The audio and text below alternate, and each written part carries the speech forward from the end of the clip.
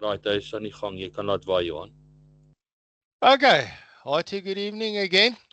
You're going to hear a lot of me in the next couple of weeks to try and get you ready for October on this wonderful winter's evening. Winter's arrived at last. I thought we're going to be happy with summer around the corner, but it doesn't look like it.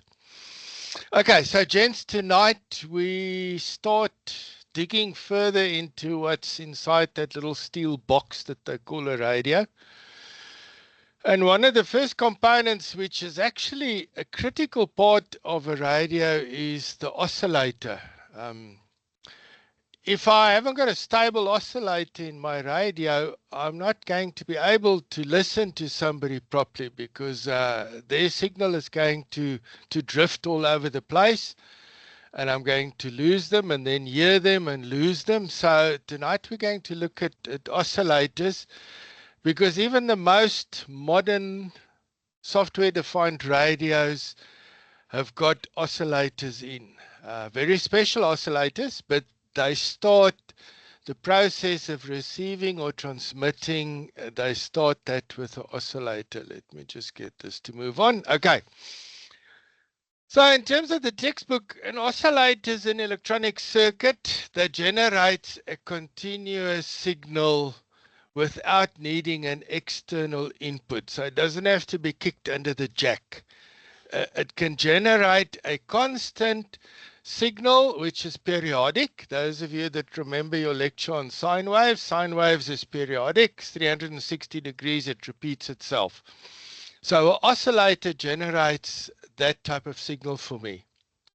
And what it does is it converts DC power, because obviously I've got a power supply that feeds the radio. It converts that DC power into the AC signal which I want to use in my radio. It's fundamental in radios, computers, clocks, communication systems.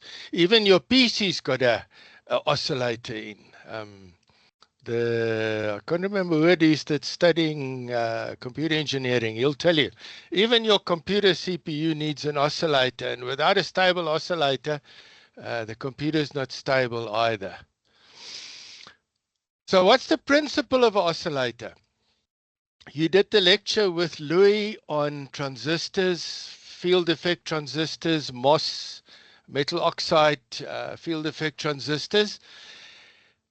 Any electronic semiconductor device, when I switch it on, in other words, I put a DC power or a DC voltage on the semiconductor device, it starts by generating a broadband noise signal. So the instant I put DC power on, it would start up and it would give me, for example, just to make it clear for you, it would generate frequencies all the way from 100 kilohertz to 100 megahertz, as an example. All those frequencies will be generated instantaneously the moment I turn it on, because it's a semiconductor, it's got noise.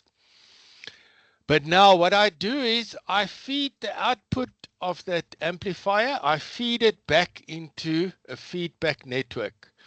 If you go back to your filters, remember we had notch filters, we had bandpass filters, we had high-pass filters. So typically what happens in the feedback network, I've got a first thing I have is a bandpass filter. So let's say my amplifier now started generating everything from 100 kilohertz to 100 megahertz, but I want to operate at 10 megahertz as an example.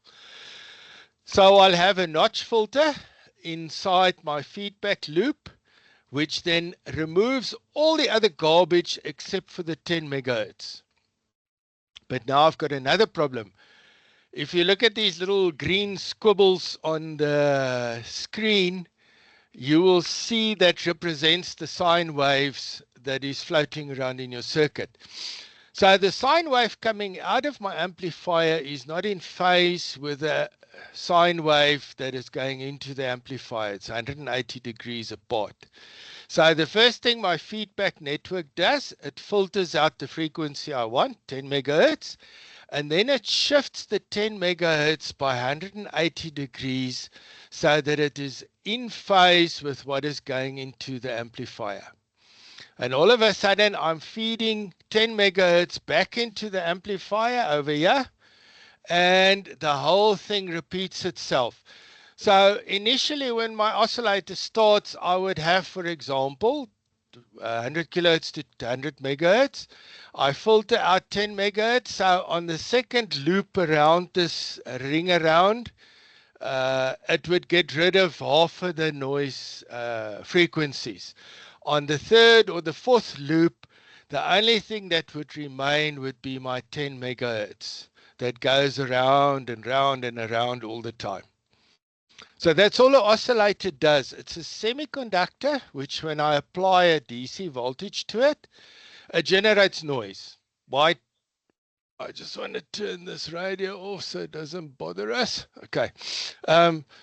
So when I apply DC power to it, it generates wideband noise. It's a semiconductor, and I filter out the frequency that I want to oscillate at. I make sure I give it a phase shift, and I put it back into the amplifier. Okay. The other thing to remember, you'll see they talk here about a closed loop gain. So in other words, the signal that is coming back to the amplifier must be unity again. And I'll show you some graphs in the next slide. Because if the signal that's coming back to the amplifier is not unity, then I have a problem with my oscillator. It doesn't work the way that it's supposed to. So before I move on, I hope it's clear what an oscillator does. It's basically a broadband noise generator, and because I've got a feedback network that filters out the frequency I want to use, after a couple of ring arounds, it gets rid of all the noise, and the only thing that remains is the one frequency that I'm interested in. Why do we talk about unity gain? There's some clever guy that lived many years ago by the name of Barkhausen. This is in your manual as well. That's why I'm putting the name there specifically. I don't know if it'll be an exam question, but Barkhausen had a theory which he proved correct. He said if my oscillator is a unity gain feedback loop, it will oscillate perfectly for an indefinite period of time. Okay. So if I just go back here again, so in other words, if this amplifier, for example, has got a times 30 gain, so on this side, I've got a times 30 division, so I attenuate the signal by 30 times, so that the input coming in here is unity again. If my amplifier was, for example, times 100 gain, I would have to attenuate by 100 times in my feedback network. So that's what Barkhausen said. He said if my feedback loop has got unity gain, then my oscillation will continue forever, indefinitely. But if my gain in my feedback loop is less than unity, what's going to happen is my signal is going to die over time. So in other words, I won't be able to maintain my 10 megahertz oscillation indefinitely because it's going to die. And the same is also true. If my feedback loop is more than unity, more than 1 or 0 dBs of gain, I will get an increasing signal until it hits my supply voltage. If I'm using 12 volts on my oscillator, I can't go and have an output of 100 volts. I've only got 12 volts of DC power. So my oscillation will increase over time until it hits the threshold, which is my supply voltage. So it's all this fancy guy Barkhausen said. He proved that you need a unity loop gain in an oscillator, otherwise it doesn't work. It will either die or it will hit the ceiling of the supply voltage. Okay. The other thing he also said, you've got to have 0 phase shift or you've got to have 360 degrees of phase shift. So if we just go back here again, that's why this one is so nice for me. So my output signal will go negative first and then positive. So the input to my feedback network will also go negative first, then positive. But the input of the amplifier needs to go positive first. So I have to give it 180 degrees of phase shift so that it is in phase. 0 degrees phase shift, or in this case, I've actually given it 360 degrees of phase shift because my amplifier caused 180 degrees of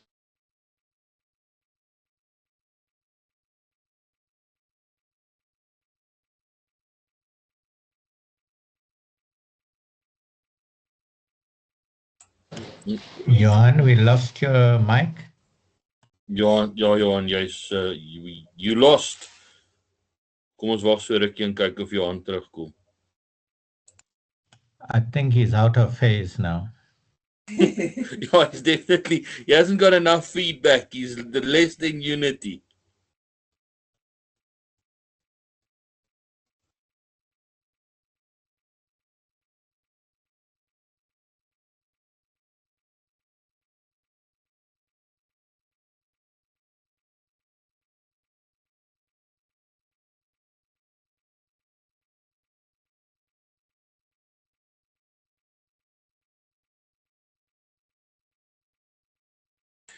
Johan, dit wil vir my voorkom asof jy gemute is, hoor.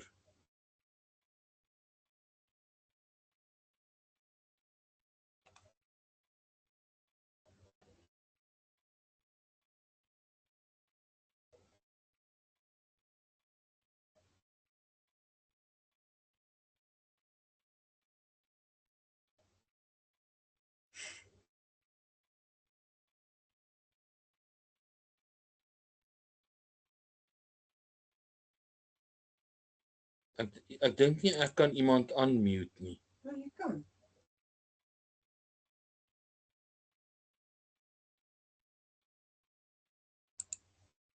O ja, hy is ook nie op jou oorspronklike een nie.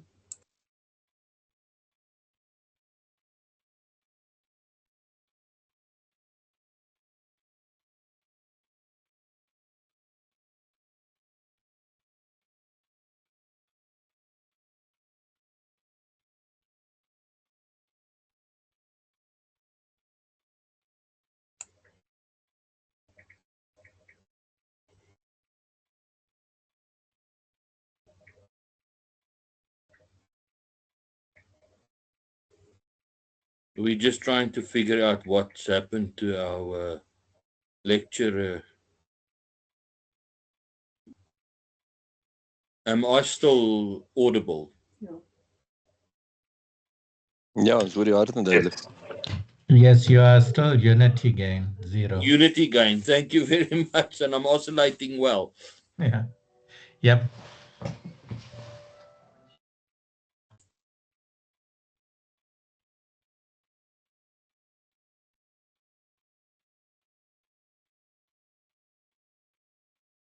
Dink dalk as iemand sy nommer het, om miskien maar gou 'n lei gee.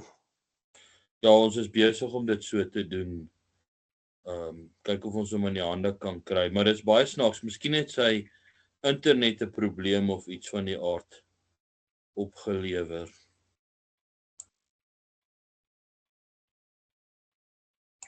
Of wat ons die meeste van die tyd in Suid-Afrika ondervind is kragonderbrekings. Ek weet Louis SK kon nie gister die bulletin uitsaai as gevolg van 'n kragonderbreking nie. Maar ons sal nou kyk of ons vir Johan kan terugkry. Hy sê hy gaan nou terug wees. Okay, hy het die probleem opgespoor. Hy sê hy gaan nou terug wees. Stick around.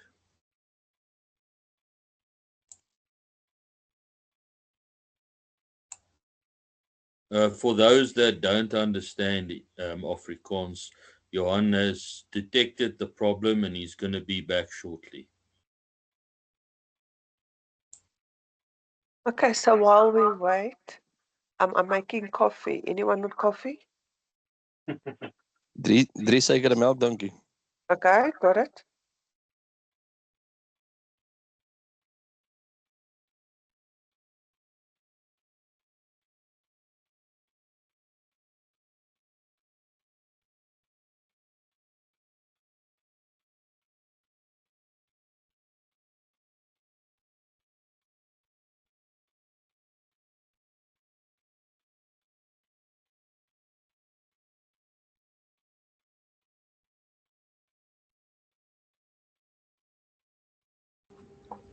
Okay, Henry, can you hear me again? There, you welcome back. You're oscillating well again.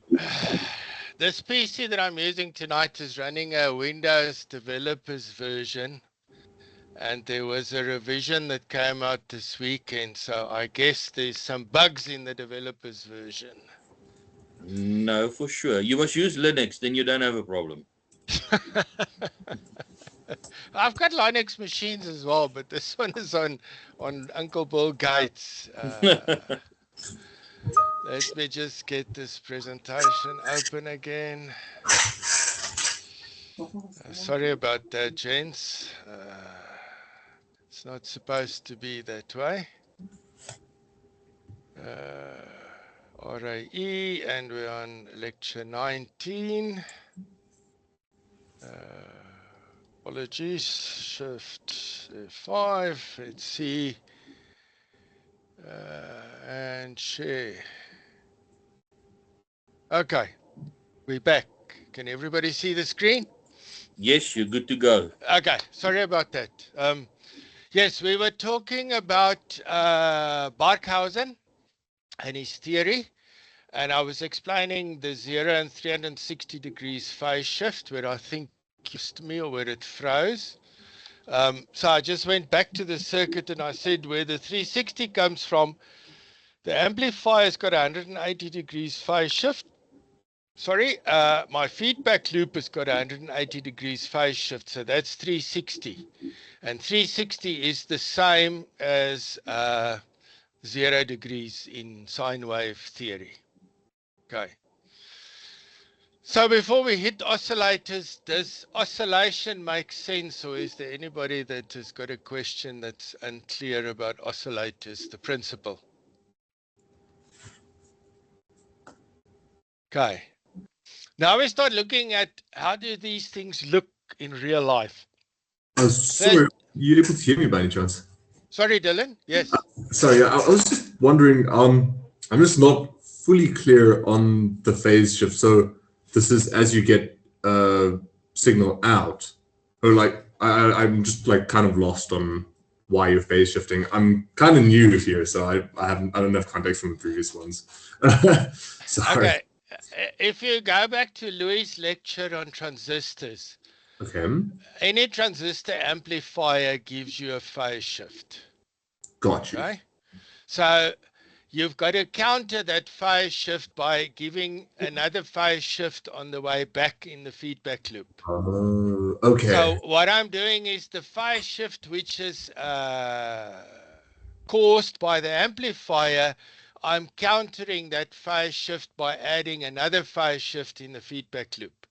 So the net result of 180 plus 180 is 360, which is exactly the same as 0 degrees phase shift. Okay. Thank you so much, got you. Okay. Now we start looking at these beasts. There you see the transistor. The transistor is the thing that starts the oscillation, because when I power it up, when I apply my voltage, it's going to create a wideband signal that comes out of the transistor. Here I've got something which they call a tank circuit in oscillators. So all oscillators have got a tank circuit which would then operate at the frequency that I want to oscillate at. So if going back to our example of earlier, so if I want to use 10 megahertz as an example again, that tank circuit would oscillate at 10 megahertz. And there it goes back to the input of my amplifier. So this is my feedback loop, and this is my band pass filter loop. So this combined will give me 180 degrees again. Now, I don't know why they want you to learn these things, but they are in your manual. So if you see Colpitts or you get a question in the exam, the unique thing of a Colpitts oscillator is you've got one inductor and you've got two capacitors, which is always grounded in the middle between the two capacitors. They can also put these two capacitors and the inductor on this side of the circuit. So when I give you a schematic in the exam, just look at the configuration. If it's a single loop, 2 capacitors grounded, it's a Colpitts oscillator. The next one is a clap oscillator. Unique thing about a clap oscillator, if you see it in the exam, it's always an inductor and a capacitor in series. That's the tank circuit together with these capacitors. So this one now feeds back to the emitter of my amplifier, which you can also do. You don't have to go to the base. It's good enough to feed it back to the emitter. But the unique part of a clap oscillator is there's always a coil and a capacitor in series, where the other one was in parallel. I'm not going to spend too much time on them because I don't know what the questions in the exam is, but from what I've seen, you just need to identify which one is which one. And then the last one, which is in your manual, is called... Sorry, Johan. Yes. Johan, can I just stop you there? The clap oscillator, is it in our manual? Because I'm just trying to look on what page? I think it is in the manual because I obviously wrote the lectures based on the manual. Yeah. 19.4, I got the Colpitts oscillator. Then I got the buffering, and then it goes to the Hartley. So I also don't see it here. Oh, okay. My apologies then. Okay, then we can pass it. But the nice thing about a clap, inductor and capacitor in series. Okay. Then the last one, which is also in your manual, is the Hartley. Hartley, you can easily identify the inductor is tapped somewhere in the middle. So I've got a capacitor and I've got an inductor in parallel, but the feedback loop is tapped from the middle of the transformer. In this case also, you can see it's being fed back to the emitter of the transistor. And this is just a buffer amp, so you can actually nearly ignore this, but this is the exact one out your manual. That's why I've used it. So this transistor number 2 is purely a little amplifier to make sure that I do not influence the oscillator. The problem with all oscillators is you get something which they call loading. So in other words, the output of the oscillator, if I draw too much current or I draw too much power from the output of the oscillator, I load it. And when I load it, the frequency goes down. It changes frequency. It normally drops, goes down in frequency. So to prevent my circuitry from loading the oscillator and causing it to go down in frequency, they would typically always have a buffer stage which they add to the oscillator. So this output here, I can draw more or less current, I can draw more or less power. It doesn't affect or load my oscillator circuit. The other ones, they could have done the same. In other words, this output, instead of going straight to an output here, they could have put another transistor stage here to buffer the oscillator so that I isolate it from changes in the load. And the same with this one that we did, the Colpitts. Instead of going straight to the output, they should have put a buffer amp here as well. Because if I vary the output, I'm also going to change my frequency so slightly. Okay, so that's the Hartley. Sorry, can I ask a question? Let me just finish quickly. So easy to distinguish Hartley. The inductor is always tapped in the middle or somewhere in between the two ends of the inductor. The Colpitts, 2 capacitors. The clap, inductor and capacitor in series, and Hartley, inductors tapped somewhere in between the two ends of the inductor. Yes, I'm listening. Sorry, I just need to quickly regather my thoughts. But so wait, you buffer the signal from the previous amplifier with another amplifier. Did I get that right, or am I?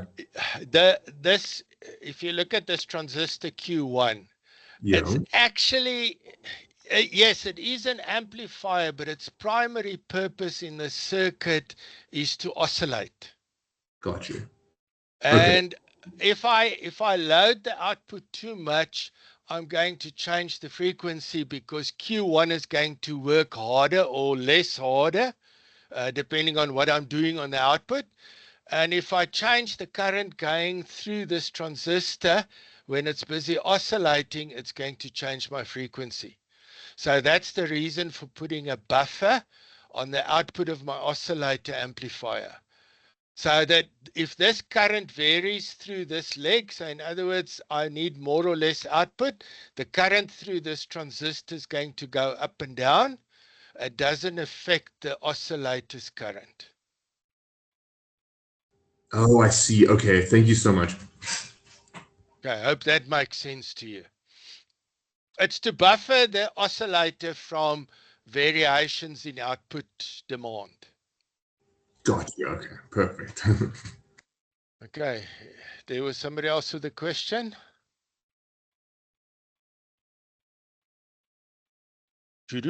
Nobody. Okay.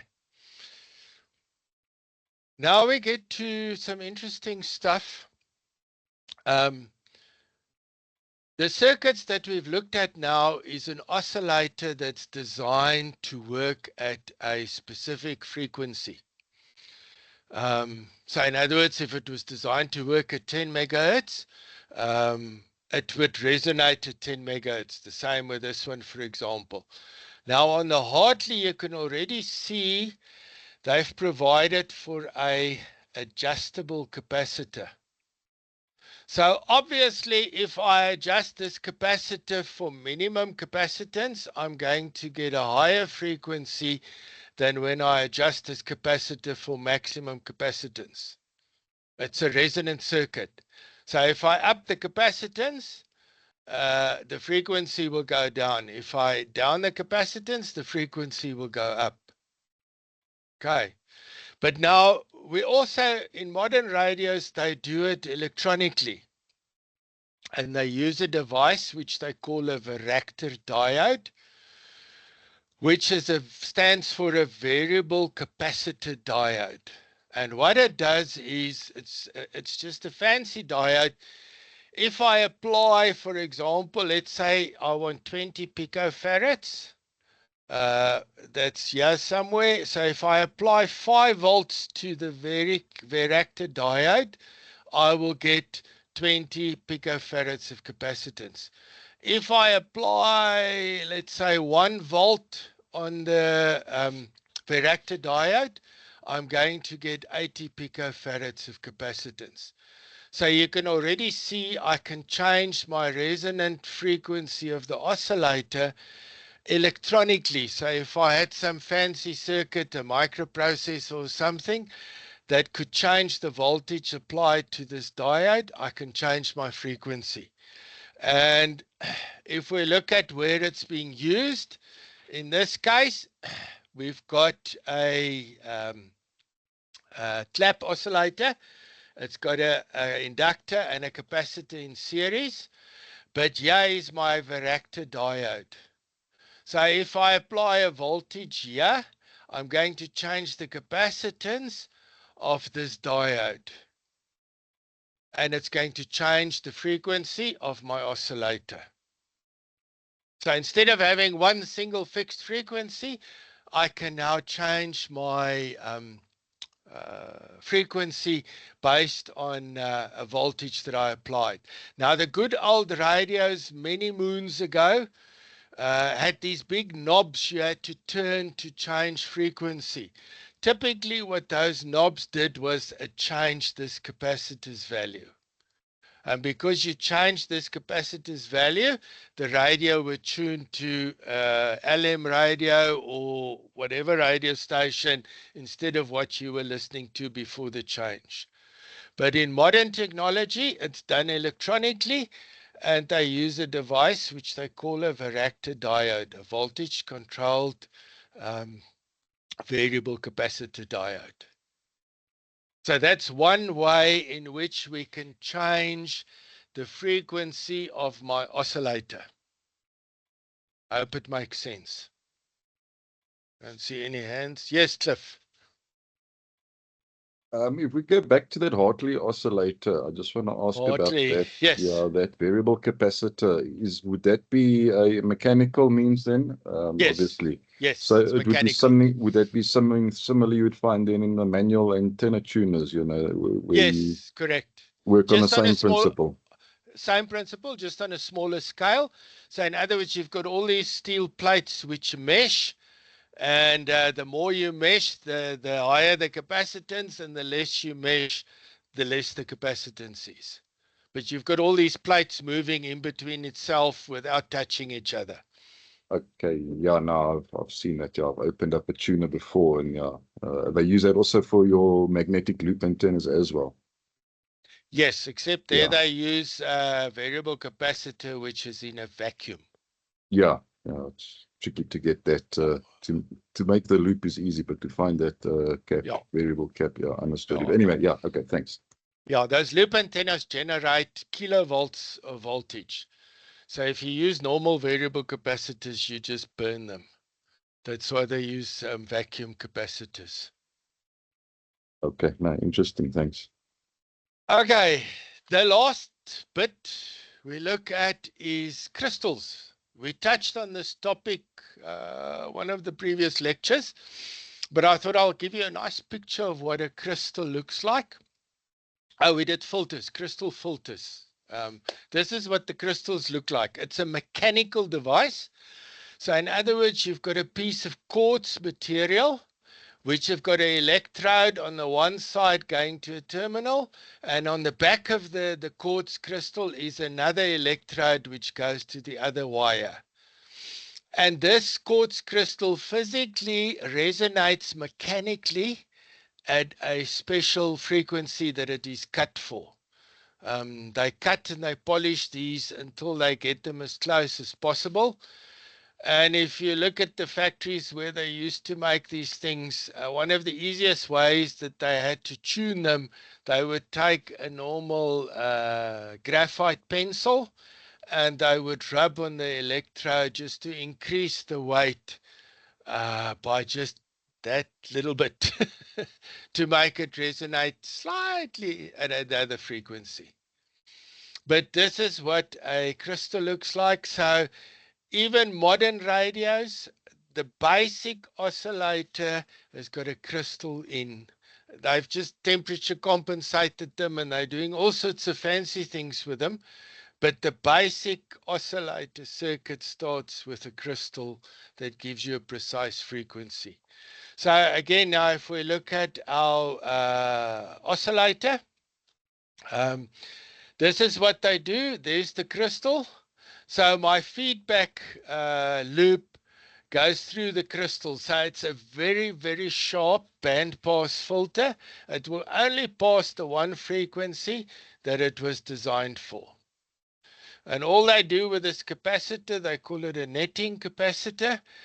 You can change it by about 0.1% or so in either direction, the crystal frequency where you're working at. So what they do is they turn that capacitor until it's exactly the frequency that's printed on the crystal's case. So that's what a crystal oscillator looks like. Again, it's based on the two capacitors, so it's easy to see your type of crystal, your type of oscillator. Now, just a summary, because I don't think this was in your manual.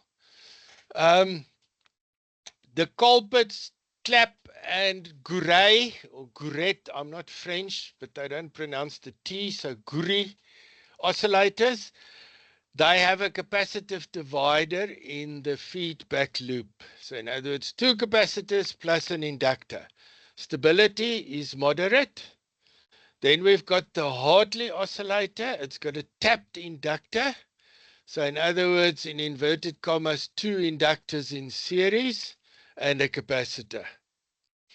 Voltage controlled oscillators. It uses a varactor diode in the feedback loop to change the capacitance of the resonance. And then the last one is a crystal oscillator, which is a very high stability oscillator. So yes, that's oscillators. I think I've summarized everything that's in the manual. I don't know if there's any questions.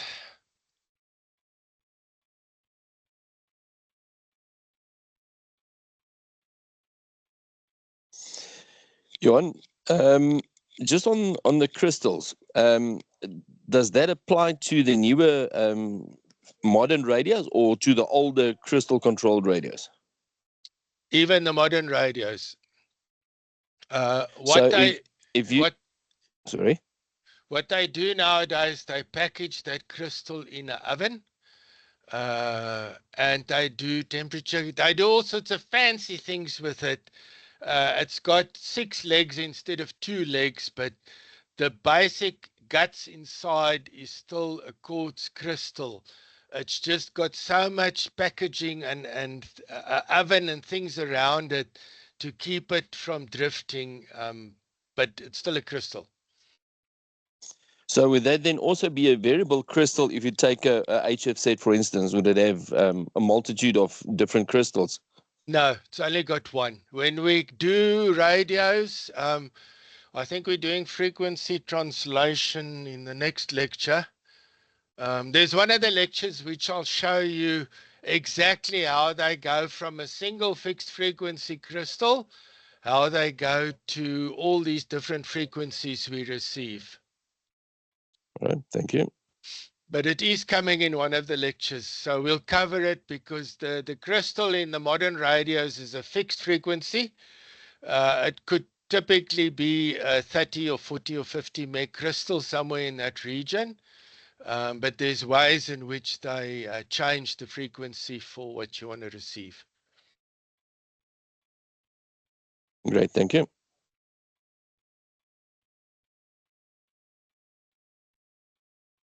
Okay, anything else?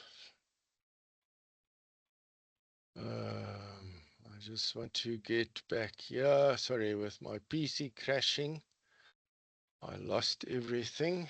I just want to get back to the manual questions. Oscillators, amplifiers. Yeah, we're on oscillators. Questions.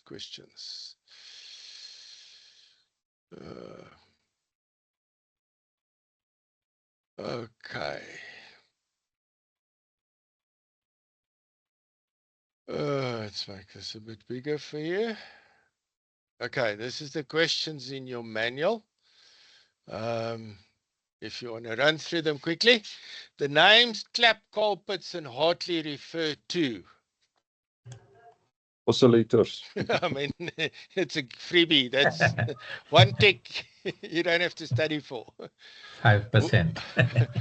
Which of the following is not a basic requisite for oscillation? D. D. Tune circuit Tune in circuit. both input and output stages. Yes. Okay. The purpose of an amplifier is in an oscillator is to C. I think D. D. B. D. Bravo. B. Oops. Yeah. Okay, 4. An oscillator varies its frequency as the loading on the following power amplifier is increased. In redesigning the circuit, use should be made of C. Buffer stage. C. Remember, we discussed it in detail. Why do we need a buffer stage? This is exactly why the loading changes, so you need a buffer stage. Colpitts, Clap, Gouray, beat frequency, and crystal are all types of? That's a tough one, huh? A very tough one. Okay, another freebie there for you. And I'm sure there's questions like this in the exam, Henry. The characteristic of an oscillator which determines its operating frequency is?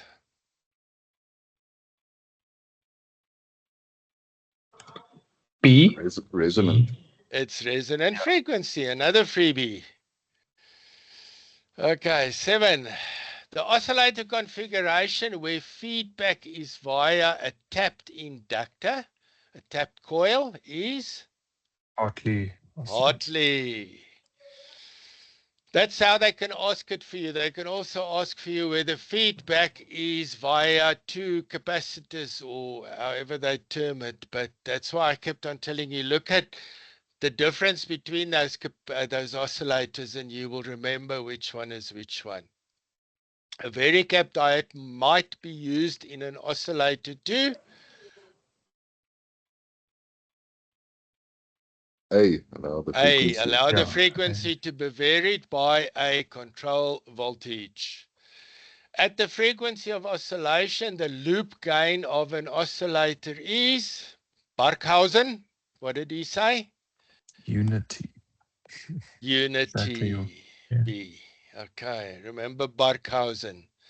Which amplifier configuration can be used in an oscillator? C. I saw B and C, but I didn't see an example of A. Correct. So I'm assuming A does exist. Yes, it does exist. Yes. Okay. So it can be any of the above.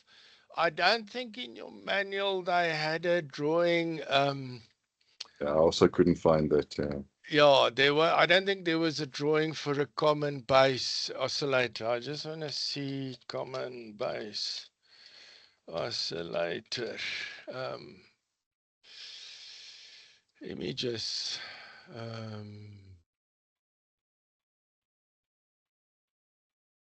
Okay, here's one. It's not the best one, but it will do. Save image. Okay, open file. Okay, let's throw it up for you. There's a common base one.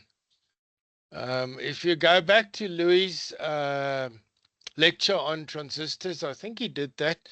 All the different types of amplifiers, common emitter, common collector, and common base. It does exist, but it's not a readily used one. The most common one is, in most cases, they like using a common emitter, or emitter follower, as they call it.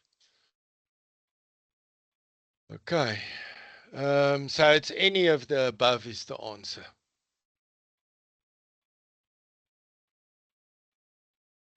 Okay, that's it, gents. I just want to get this up there so that it's in the recording. So that when you do go through the recording, at least the answers is part of the recording, Hendrik. Dankie, Johan. That's it. That's my lecture for tonight. I just want to look at what we're doing next. Where are we now? 11 August, 13 August. Oh, a wonderful one. Frequency translation. Then next week we've got modulation, we've got transmitter, receiver, Super 8. Oh, we've got some beautiful lectures for the next 3 weeks. Wonderful. So you're going to hear a lot of me for the next 3 weeks. Right, I'm going to stop the recording.